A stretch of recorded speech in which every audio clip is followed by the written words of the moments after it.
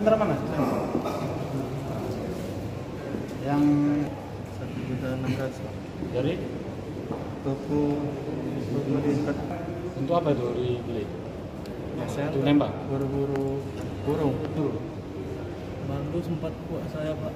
Hah? Dibegal di situ. Dibegal di situ. Uangnya Kalau ada dendam yang lain ada. ini Pak.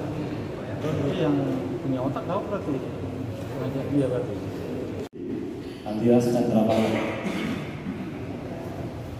Kalau dari hasil pemeriksaan dari ketiga tersangka, motif penembakan itu didasari balas dendam karena berdasarkan informasi tiga tersangka yang sudah diamankan bahwa 3 hari yang lalu uaknya atau kakeknya dibegal oleh korban ini, tapi itu baru informasi sepihak dari mereka, perlu kita dalami.